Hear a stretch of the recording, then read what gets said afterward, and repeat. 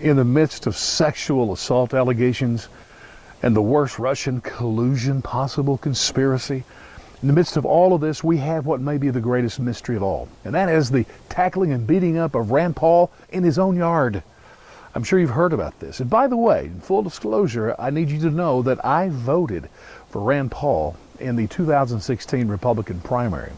You probably know the story. Everyone should by now. He's mowing his yard in Bowling Green, Kentucky, and his neighbor, a man by the name of Rene Boucher or Boucher or whatever, comes from nowhere, tackles him from behind, and beats the living daylights out of him. I mean, broke 6 ribs, facial lacerations. I mean, a serious beating. Actually, I hope his name is Boucher because it reminds me of one of my favorite movies, Waterboy. Remember Adam Sandler's character's name? Bobby Boucher. Oh, that would be great, but we'll move on from there. Now, this is a mystery, maybe a conspiracy, because it begs the question, what the fusion GPS was going on here? Now, neighbors have speculated that it may have something simply to do with the yard business. Like, for instance, stray yard, stuff that comes out of the mower, or even worse, unraked leaves. I mean, come on, that's bad. Some take it to a deeper level of conspiracy that's political. You see this Rene Boucher, they say he is a liberal Democrat, and of course Rand Paul is a conservative Republican. Maybe there's something going on there, and this Boucher guy just lost it. He had to go nail him. Well, we don't know. I, though, even as a fan of Rand Paul, have deeper questions that need to be answered.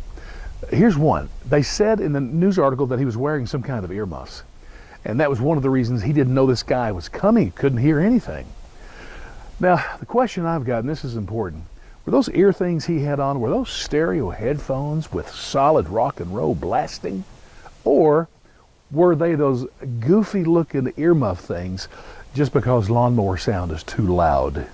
You know what? That's a big question for me, because one of those is really cool, one is really not. I just need to know. And the second, even bigger question for me is this: did Rand Paul fight back?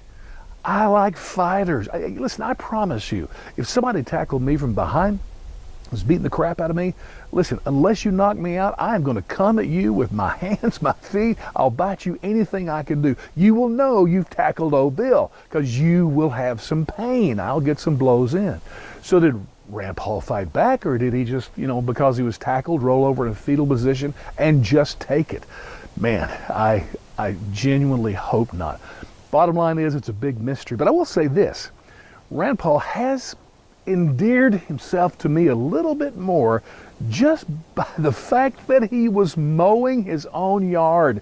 Did you not find this as just amazing? Because the U.S. senators don't do that. People in the swamp, they're rich. They don't mow their own yards. They don't fly coach or any of those other things. So that really impressed me. So I just hope he got a good one in.